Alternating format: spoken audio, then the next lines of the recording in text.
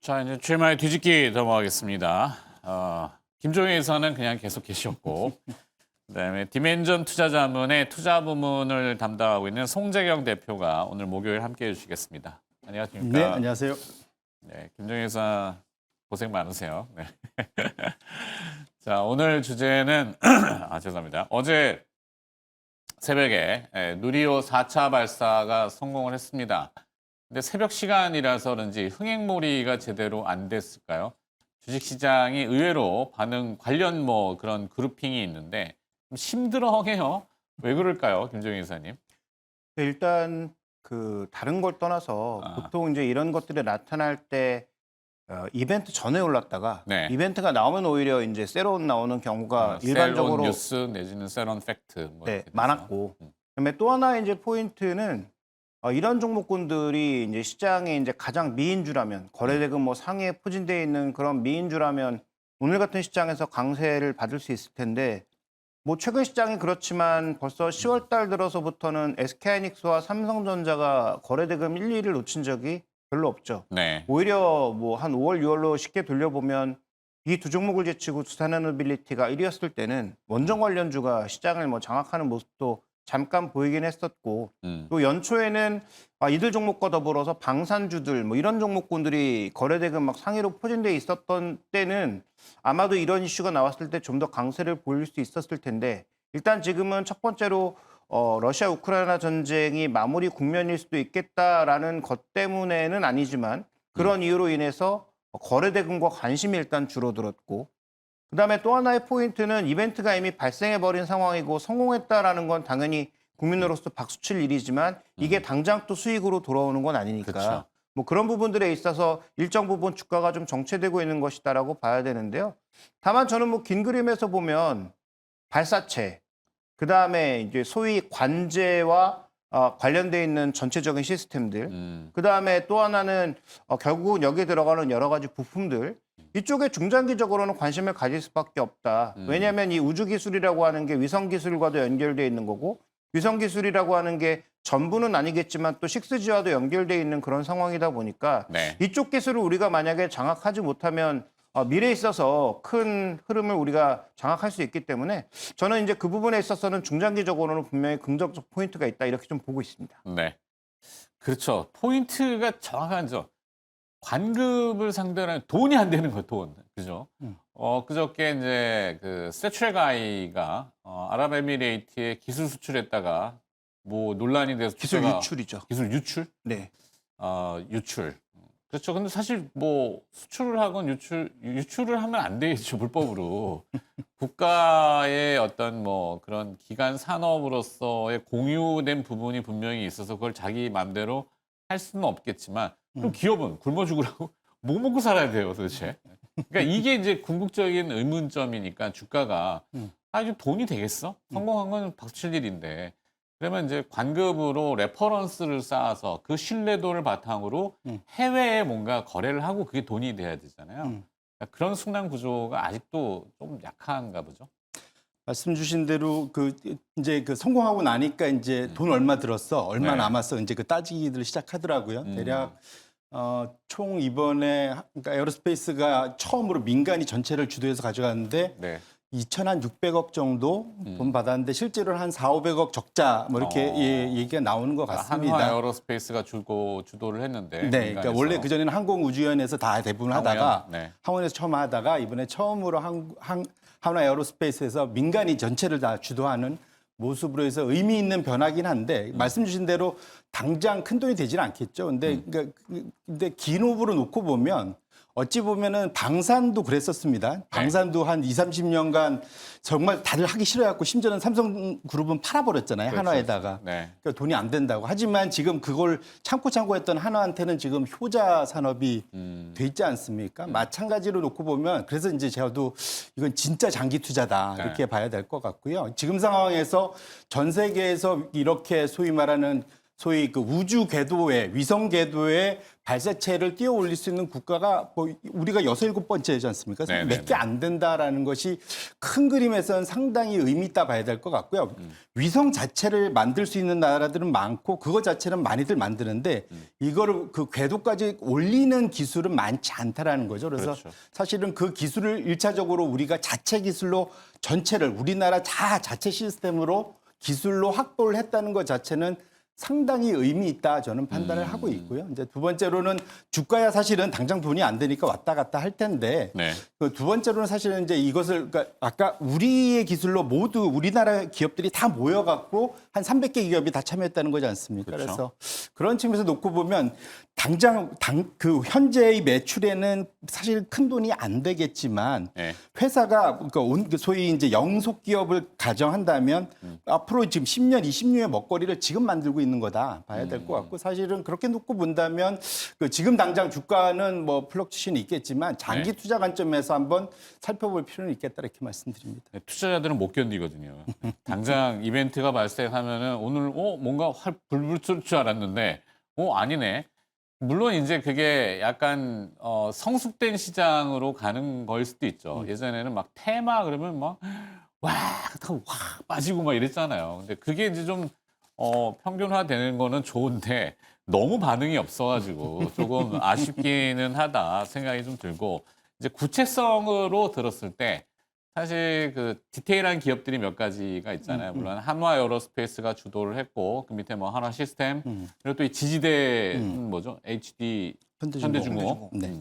그리고 또 이제 발사체의 엔진 분야 같은 데도 많은 기업들이 있을 거고 위성 그런 기업 중에 혹시 주목할 만한 기업들이 있을까요? 일단 뭐 주도하고 독특하게? 있는 하나 에어로스페이스가 뭐 가장 중심축에 있다 이렇게 봐야 되겠죠. 우리나라에서는 한국항공우주와 더불어서 이 두 기업이 뭐 발사체, 비행체와 관련돼서는 저는 뭐 다른 대안을 찾기가 좀 어렵다라고 보고 있고 위성 쪽에서 본다면 뭐 세트랙 I가 여러 가지 논란이 있긴 하지만 여기도 이제 또 대안을 찾기가 어렵죠. 그러니까 큰 그림에서 보면 하나라고 하는 그룹이 그동안 뭐 좀 굉장히 방만하게 뭔가 넓혀가는 게 아닌가 싶었지만 네. 어떻게 보면 군수라고 하는 한 축으로 모이고 있는 것이고 이게 또 넓게 보면 우주항공이라고 하는 또 한 축으로 나가고 있는 것이니까 이미 뭐 지상무기는 꽤 경쟁력 있게 장악을 했고 그러면 나머지 이제 우주항공 쪽에서도 뭐 우리가 뭐 미국을 이기고 뭐 이건 안 되겠지만 네. 어쨌든 그래도 우리의 영역을 구축할 수 있을 정도의 흐름을 가져가는 건 좀 분명히 필요하다라고 보고 있기 때문에 그 부분에 있어서는 중요하다고 보고 있고요. 그다음에 이제 아까 관제, 그다음에 시스템 이런 쪽도 중요하니까 하나 시스템과 더불어서 LIG 넥스원 뭐 이런 네. 기업들은 충분히 장기적으로 주목해 볼 만한 포인트가 있다. 이건 뭐 나중에 뭐 미사일뿐만 아니라 뭐 우주로 날리는 위성이라든지 그다음에 여러 가지 비행체와 다 포함된 것이기 때문에 저는 뭐 그것도 나중에 우리가 지금도 뭐 천궁 이런 것도 잘 수출하고 있지만 수출에 또 중요한 포인트가 될 수 있다 이렇게 보여집니다. 네. 뭐 한국항공우주 카이 같은 데도 또 같이 연관성이 있고 그러면 이제 해외에서 보는 기업들이 저걸 지켜봤을 거 아니에요. 성공하면은 이제 글로벌 기업들 중에 이제 스페이스X가 대표적으로 펠컨 9 걔들이 이제 왔다 갔다 하잖아요. 뭐 재사용을 할 수 있는 그게 경제적인 타당성이 높다 해서 주목을 많이 받는데 그런 기업들이 접촉이 오거나 뭐 블루 오리진 같은데 이런 데서 접촉이 올 수 있는 가능성 있는 기업들. 우리 입장에서는 말씀 주신 대로 당장 발사체의 엔진을 제외한 나머지 부분에서는 어느 정도 가능성이 충분히 있다고 보는데 저는 네. 기업에서 놓고 보면 저는 사실은 현대로템이 좀 더 현대 주목이 로템. 된다. 가장 큰 이유는 지금 여전히 이번까지도 써있는 엔진이 이제 케로신 엔진이라고 해서 조금 이제 9세대 엔진이죠. 네. 근데 지금 아까 말씀드린 펠콘 9이 왔다 갔다 할 수 있는 재사용이 가능한 엔진 기술은 메탄 엔진이라고 알려져 있습니다. 네. 근데 지금 그거를 현대 로템이 개발 중에 있다고 하고 있고요. 만일 그것이 지금 현재 발사구가 여러 개 있더군요. 그죠? 네네. 네. 그래서 사실은 이제 이게 지금 그러니까 우리나라 거는 비싸요 한마디로. 우리나라에다 싣고 실제로 갖다 실어도 우리가 펠콘 9에 비해서 거의 10배 경쟁력이 좀 약하죠. 가격이 10배이기 때문에 같은 가격을 우리가 받으면 우리 무조건 손해인 거죠, 사실은. 그래서 네. 사실 소위 이제 경쟁을 하려면은 재사용이 가능해야 되고 네. 재사용이 가능하려면은 기존의 케로신 엔진은 안 되고 메탄 엔진이 무조건 필요하다라는 거죠. 그러면 그것 자체가 물론 아직 개발이 완성은 안 됐겠지만 지금 개발 과정에 있는 현대 로템이 성공을 한다면 완전 우리나라의 그 우주 항공 산업의 그 역량이 이제 레벨업이 이제 완전 아까 미국과 안 된다고 그랬는데 이제 근접할 수 있는 수준까지 갈 수 있는 이제 기회가 네. 생길 겁니다. 그렇게 놓고 본다면 사실은 아까 진짜 장기 투자해서 만일 저는 한 종목을 한다 그러면 저는 오히려 현대 로템의 메타 엔진 요것에 좀 더 집중을 해볼 것 같습니다. 네. 뭐 개별주 중에서는 스피어라는 기업과 그다음에 HVM. 저는 HVM을 좀 계속 유도심 있게 보고는 있는데 여기도 이제 발사체가 있고 발사구가 있는데 거기에 이제 고열과 초고압이잖아요. 견디려면 특수 합금이 필요하고 그 특수 합금에서는 글로벌 경쟁력이 분명히 있는 곳으로 알고 있어서 스페이스X랑도 뭐 거래가 있는데 회사가 좀 민감해서 밝히지는 않는 것 같고 HVM 같은 경우 스피어는 중간에 이제 거래상 같은 중개업체를 하시는 것 같고 이런 개별 기업들은 좀 어때요? 뭐 그런 개별 기업들은 뭐 제가 뭐 학습이 안 돼 있어서 잘 모르겠습니다만 어쨌든 저는 지금 투자 관점에서 봤을 때 아까 말씀드렸던 기업들이 더 눈에 띄는 것은 예를 들어서 뭐 카이 같은 경우에 네.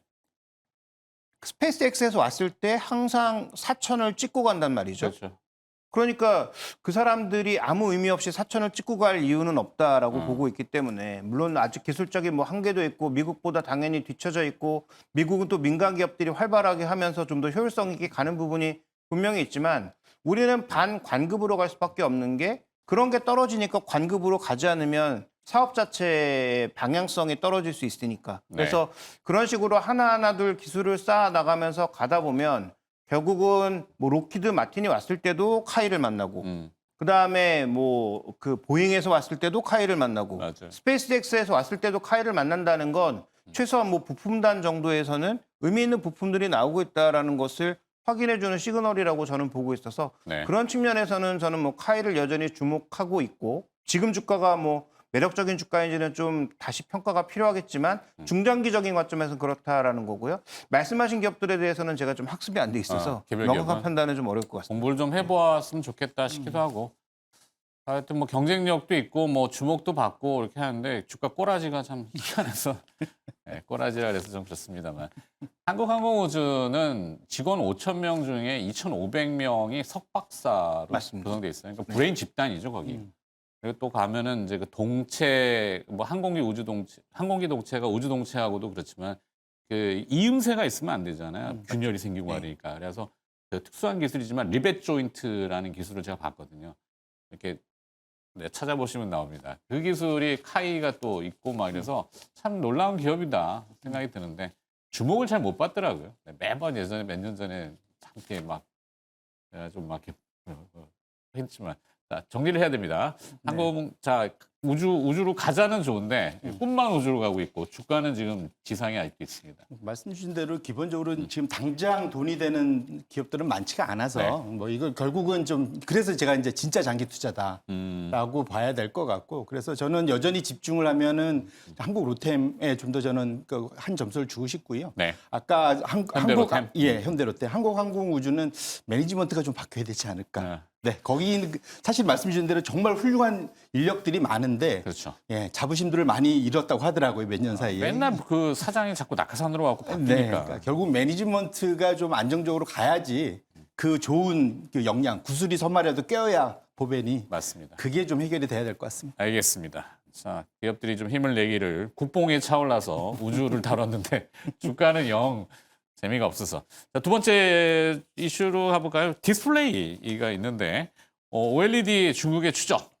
이건 어떻게 또 지금 평가가 되고 있나요? 그 중국의 지금 3사가 서로 앞다퉈서 OLED 투자를 하고 있죠. 그러니까 네. LCD는 이제 완전히 장악을 했고 OLED 쪽은 여전히 이제 우리나라가 그립을 잡고 가고 있다라고 봐야 되는데 먼저 이제 비전옥스가 지방 정부의 지원을 받아서 10조 이상의 투자를 했고 시속과 BOE가 또 동일하게 한 10조, 11조 정도의 투자를 3사가 모두 공이 8.6세대로 하고 있단 말이죠. 네. 그래서 LCD는 더 대면적으로 갔지만 이 OLED 쪽도 지금 나름 대면적을 바탕으로 해서 공격적인 투자를 하고 있는 상황입니다. 그래서 이런 부분들을 보면 분명히 이와 관련된 수혜가 아마도 내년부터는 매출로 잡힐 가능성이 높은데 관련된 종목군들을 제가 한번 쭉 검색해 보니까 주가가 코스닥 시장이 부진해서도 있을 거고 그다음에 전혀 부각받지 않으면서 지금 뭐 다 AI, 로봇 이런 쪽에 포커스가 맞춰져 있다 보니까 이쪽은 뭐 전혀 반영하지 않은 그런 상황들입니다. 그래서 관련된 밸류체인을 저는 이렇게 안 움직일 때 지금부터 점검해 봐야 된다. 그래서 네. 과거에 이제 수주 이력이 있었던 뭐 종목군들을 쭉 찾아보면 나오죠. 대표적으로 SFA부터 시작해서 뭐 비아트론, 뭐 선익 시스템, AP 시스템, 뭐 수많은 종목군들이 있는데 얼마 전에 한번 말씀드린 적이 있는데 그 비전옥스와 관련돼서는 유일하게 AP 시스템이 한번 매출을 뚫었거든요. 관련된 장비 있어서 다른 업체들은 떨어졌지만 AP 시스템이 유일하게 좀 들어가면서 매출이 올라갈 수 있는 부분이 있고 이것도 역시 디스플레이도 동일하게 또 공장 지으면 뭐 그 안에 뭐 클린룸도 지어야 되고 관련된 설비도 들어가야 되고 여러 가지 장비들이 수출돼야 되니까 글로벌리하게 봤을 때 그쪽에 또 장비를 납품할 수 있는 기업들은 어디에 있을까? 그게 또 대표적으로 어플라이드 머티리얼이기 때문에 뭐 그런 기업도 한번 좀 봐야 될 것 같고요. 그다음에 또 전체적으로 살펴보면 그 안에 들어가야 되는 여러 가지 이송 장비 이런 것들을 국내에서 SFA가 잘하고 있었는데 작년에는 뭐 다 아시는 것처럼 2차 전지 쪽에 대거 납품했다가 뭐 적자까지 내는 그런 상황까지 갔지만 만약에 이제 국내의 반도체도 늘고 그다음에 삼성 디스플레이는 좀 투자하고 있고 중국 디스플레이도 투자가 전반적으로 늘어나게 되면 그런 이송 장비 쪽에서는 나름의 장악력을 가지고 있는 기업들이니까 네. 저는 뭐 그런 측면에서 지금부터 준비를 해볼 필요가 좀 있지 않느냐 이렇게 좀 보고 있습니다. 네. 사실 중국 하면은 뭐 언뜻 예전엔 인해 전술로 얘기하잖아요. 그래서 중국이 산업에 뛰어들면은 쑥대밭이 돼버리는 여행지도 마찬가지고 약간 좀 그런 이미지가 있었어요. 그러다가 이제 태양광 쪽에 중국이 진출하면서 완전히 이제 쑥대밭이 됐고 그다음에 디스플레이도 중국이 들어오고 2차 전지도 마찬가지지만 그래서 어렵다라고 하는 거고 중국이 진출하는 반도체도 사실 위협을 요즘은 많이 느끼잖아요. 뭐 그런 의미에서 디스플레이, 중국 디스플레이 공격 뭐 만만치는 않을 건데 어떻게 판단하시는지. 말씀 주신 대로 사실은 이쪽도 어찌 보면은 이미 이제 성숙 산업에 네. 들어가 있고 스마트폰하고 TV 쪽은 어찌 보면 좀 성장률이 목에 차 있는 그래서 지금 중간 형태로 뭐 PC 향이나 아니면은 이 태블릿 향 정도의 어중간한 쪽으로 이제 중국이 좀 더 집중을 하는 것 같습니다. 네. 그러면서 이제 8.6세대를 하고 있는 것 같고요. 그렇죠. 그래서 다행스러운 건 어쨌든 우리나라 이제 선익 시스템에서 얼마 전에 그 수주를 했죠. 네. 그 BOE에서. 근데 다만 이제 다른 쪽은 또 이게 또 다 같은 방식을 쓰면 좋겠는데 증착 방식을 또 이 회사마다 이제 서로 소위 그 정부 자금 따려고 그래서 그런지 모르지만 방식을 달리하다 보니까 그 분야별로 기술의 표준들이 달라서 한 군데 뚫었다고 나머지를 쉽게 뚫을 수 있는 상황은 아닌 것 같아요. 그게 네. 좀 아쉬워서 그런 측면에서 놓고 보면 우리가 이제 혹시 중국향 수주를 받는 것이 좀 뭐랄까 확장성이 있을 것의 기대는 조금 내려놓을 필요가 있겠다. 첫 번째 봐야 될 것 같고 역으로는 그 방식을 다른 데 쓸 수 있겠느냐도 한번 같이 볼 필요가 있겠다. 뭐 아까 제가 선익 시스템 얘기했지만 저희 알려진 거는 그 증착 방식을 갖고 지금 잊혀진 기술인 페로브스카이트 태양광 페로브스카이트, 네. 그것을 이제 건식 방식으로 증착하는 그것을 이제 일부 이제 수주가 있다라는 이제 그런 얘기들이 돌는 것 같습니다. 네. 결론적으로는 기존의 방식을 가지고 꼭 OLED에만 아닌 다른 분야에도 쓸 수 있는 쪽으로 좀 확장성이 있는 기술, 뭐 대표적인 이런 선익 같은 이제 그런 식의 그런 회사들의 움직임 방향성을 찾아보는 것도 한 또 다른 이제 주가의 부진을 좀 극복할 수 있는 방법이지 않을까 이렇게 생각하고 있습니다. 그러게 맞아요. 그 페로브스카이트가 비하고 바람에 약하다 그래서 사실 우주로 날아가면 거의 비가 안 오니까 우주하고도 뭐 이런 증착 기술하고 뭐 좀 창의적으로 하면은 새로운 길이 뚫릴 것도 같긴 한데 조금 답답하긴 합니다. 하여튼 결론은 그래서 기술의 방식의 벽을 넘어라. 철학적인데요, 너무. 네, 김종인 의사는 SFA하고 AP 시스템 이렇게 기업을 좀 주목하자라고 정리했습니다. 자, 두 분이 또 함께 뒤집기를 공유해 주셨고요. 오늘 장시간 고생해 주신 알파경제 김종효 이사와 디멘전 투자자문의 송재경 투자부문 대표였습니다. 고맙습니다. 네, 고맙습니다.